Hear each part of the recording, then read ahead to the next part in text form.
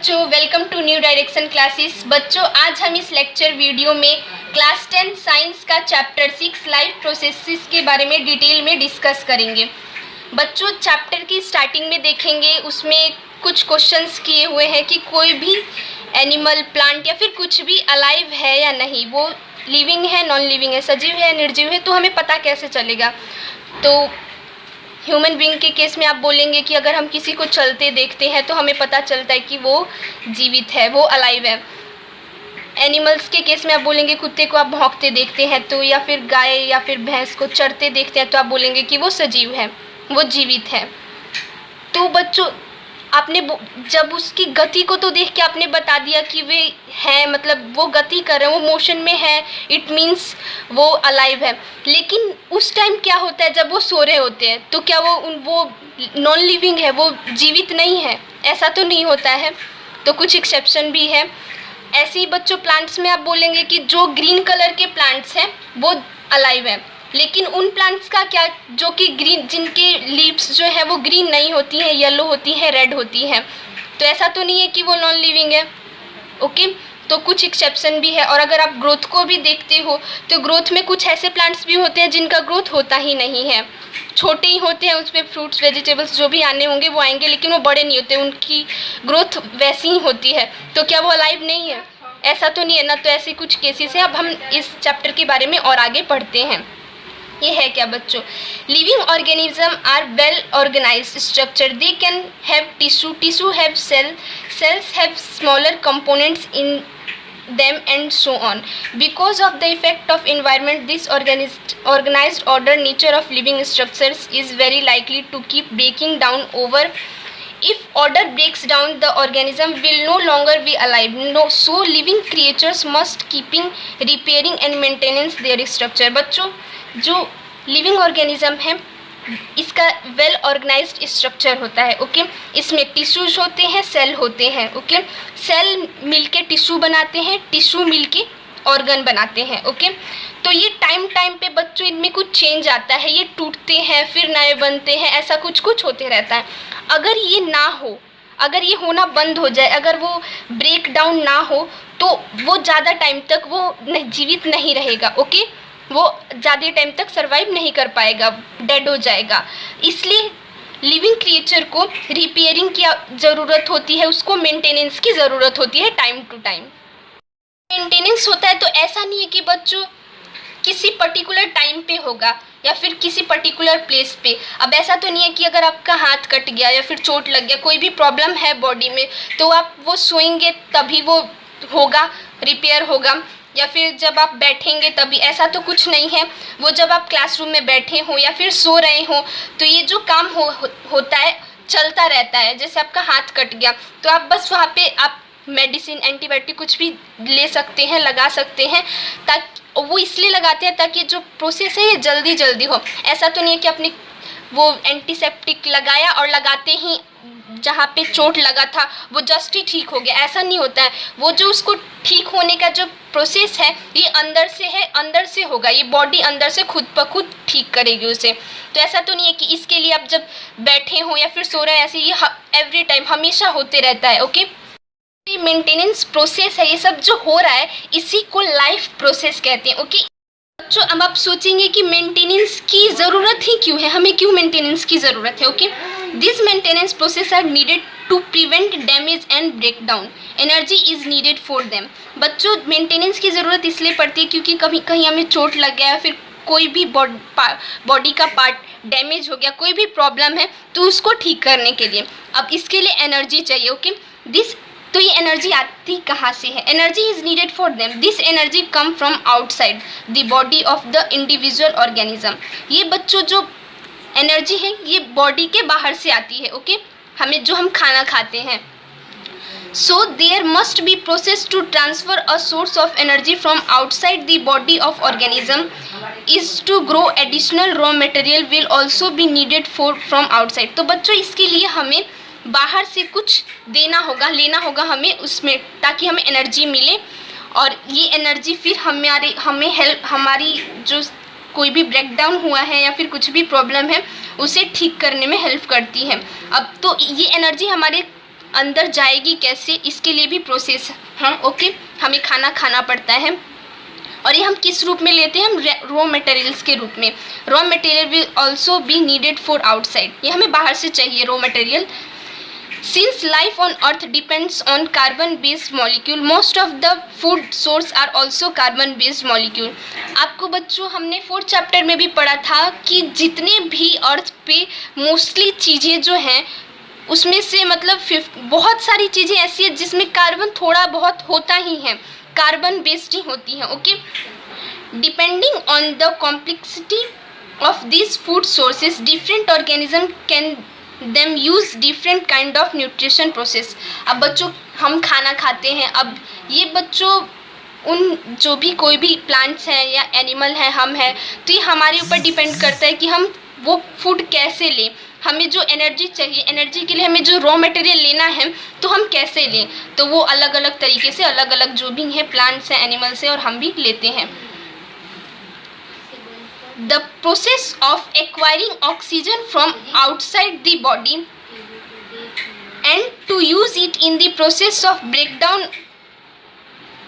of food sources for cellular needs is called respiration।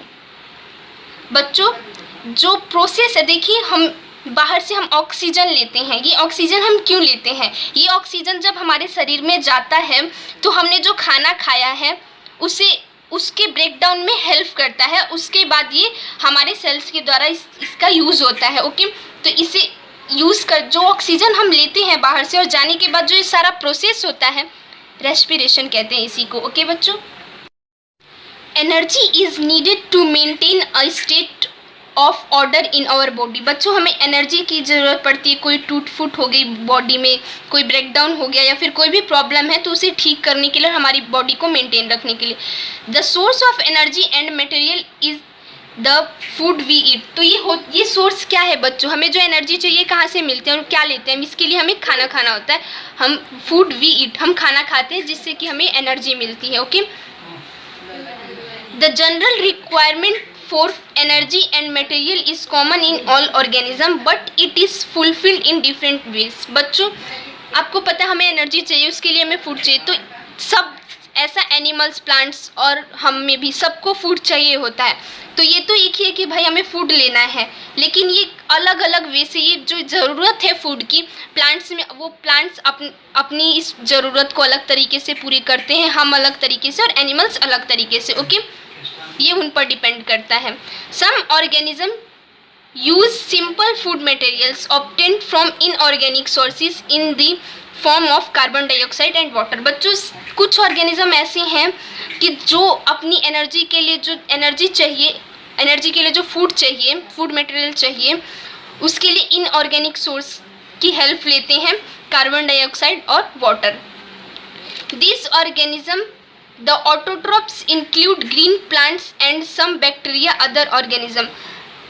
बच्चों अभी मतलब इनऑर्गेनिक सोर्सेज का यूज़ कौन करता है अपनी फूड का जो ज़रूरत है उसे फुलफिल करने के लिए, इसमें कौन से आते हैं, प्लांट्स और बैक्टीरिया इसमें आते हैं। ओके बच्चों, the complex substance have to be broken down into simpler ones before they can be used for the upkeep and growth of body. अब बच्चों जो एक कॉम्प्लेक्स सब्सटेंस, हमने जो मटेरियल लिया, फूड लिया, जो बाहर से लिया हमने, उसका हमारे शरीर में जाके या फिर कुछ एनिमल्स या प्लांट्स में बाहर ही उसका ब्रेकडाउन होता है, उसके बाद उसका यूज़ ग्रोथ के लिए होता है और हमारी बॉडी को मेंटेन कर रखने के लिए होता है। बच्चों ब्रेकडाउन करना होता है, ब्रेकडाउन शरीर में होता है और उसके बाद ही जब इसका यूज़ होता है तो ब्रेकडाउन कैसे होगा, इसके लिए बच्चों एक कैटलिस्ट का यूज़ करते हैं जिसे बायो कैटलिस्ट कहते हैं। एंजाइम एक बायो कैटलिस्ट है। ये जो हम फूड लेते हैं, जो खाना खाते हैं, उसे छोटे छोटे टुकड़ों में बांट देता है। ओके, छोटे छोटे टुकड़े कर देता है और इसके और भी छोटे टुकड़े होते जाते उसके बाद इसका यूज़ ग्रोथ के लिए और बॉडी को मेंटेन रखने के लिए होता है। हेट्रोट्रोप सर्वाइवल डिपेंड्स डायरेक्टली और इनडायरेक्टली ऑन ऑटोट्रोप्स। बच्चों इसमें क्या है, इसमें बच्चों प्लांट्स आते हैं और कुछ प्लांट्स आते हैं बच्चों और बैक्टीरिया, और ये जो है बच्चों इसमें हम लोग आते हैं, ह्यूमन बींग्स और एनिमल्स ये सब आते हैं। अब जनरली देखेंगे हम ग्रीन प्लांट्स या फिर ऐसी चीज़ों से हम अपनी जो फूड की ज़रूरत है उसे फुलफ़िल करते हैं। तो देखा जाए तो हम डायरेक्टली किस पे डिपेंड करते हैं? ऑटोट्रॉप पे। ओके, हेटरोट्रॉप्स जो है डायरेक्टली ऑटोट्रॉप्स पे डिपेंडेंट है। Okay, heterotrophic organism include animal and fungi. अब देखिए बच्चों, इसमें क्या आता है? एनिमल और फंगी आता है। Autotrophic nutrition, carbon and energy requirement of autotrophic organism are fulfilled by photosynthesis. अब बच्चों, जो प्लांट्स हैं इनको एनर्जी चाहिए होगी तो इन्हें फूड लेना होगा, और ये फूड ये तो कैसे पूरी करते हैं? ये सब अपनी उस ज़रूरत को फोटोसिंथेसिस के द्वारा। ओके बच्चों, इसी से आपको पता है, इससे ये खाना बनाते हैं। Okay, it is the process by which autotrophs take in substance from the outside and convert them into stored form of energy. बच्चों, जो प्लांट्स हैं या फिर ऑटोट्रॉप्स हैं जो वो बाहर से कुछ सब्सटेंस लेते हैं जिसे कि शरीर में वो स्टोर करके रखते हैं एनर्जी के फॉर्म में। ओके, जिसका यूज़ ये ग्रोथ के लिए करते हैं और मेंटेनेंस के लिए। Okay, this material is taken in the form of carbon dioxide and water which convert into carbohydrates in the presence of sunlight and chlorophyll। तो बच्चों, जो ये मटेरियल है जो लिया इन्होंने, ये क्या होता है? ये जनरली मटेरियल में कौन सा मटेरियल यूज़ करते हैं? तो ये बच्चों कार्बन डाइऑक्साइड और वाटर लेते हैं। आपको पता है जनरली प्लांट्स कार्बन डाइऑक्साइड और वाटर चाहिए होता है, जो कि कार्बोहाइड्रेट में कन्वर्ट हो जाता है। ओके, ये कार्बोहाइड्रेट में बच्चों कन्वर्ट हो जाता है सनलाइट और क्लोरोफाइल के प्रेजेंस में। ओके, इसके लिए सनलाइट और क्लोरोफिल मींस पत्तियों का ग्रीन कलर होना कंपल्सरी है। Okay, carbohydrates are utilised for providing energy to the plants. अब इस कार्बोहाइड्रेट का यूज़ वो एनर्जी के लिए करते हैं, प्लांट्स में एनर्जी के लिए होता है। Okay, the carbohydrates which are not used immediately are stored in the form of starch। बच्चों, वो कार्बोहाइड्रेट जो कि उसी टाइम यूज़ नहीं होता है, बच जाता है, वो स्टार्च के फॉर्म में प्लांट्स में स्टोर हो जाता है। Okay, which serve as the internal energy reserve to be use as and when required by plants. और इसका यूज़ ह्यूमन बींग्स में भी बच्चों ऐसा ही होता है। देखिए, जो हम खाना खाते हैं तो जो एनर्जी मिलती है तो वो कुछ एनर्जी स्टोर हो जाती है ग्लाइकोजन के फॉर्म में। Okay, the energy derived from the food we eat is stored in our body in the form of glycogen. Okay, अब हम इसका रिएक्शन देखते हैं कि प्लांट्स वाटर और कार्बन डाइऑक्साइड कैसे लेते हैं सनलाइट के प्रेजेंस में और क्लोरोफिल के प्रेजेंस में। बच्चों, 6CO2 + 12H2O, carbon dioxide, water, chlorophyll और सनलाइट होना बच्चों जरूरी है, कंपल्सरी है। ओके, तो क्या बनता है? ग्लूकोज, C6H12O6, 6CO2 और 6H2O। ये रिएक्शन बच्चों लर्न कर लेना, ये इम्पॉर्टेंट है। ओके, एग्जाम में पूछ देता है। बच्चों, अपने नेक्स्ट वीडियो में मैं आपको फोटोसिंथेसिस होता कैसे है ये स्टेप वाइज समझाऊंगी। Okay, thanks for watching my videos. Please like, share and subscribe my channel.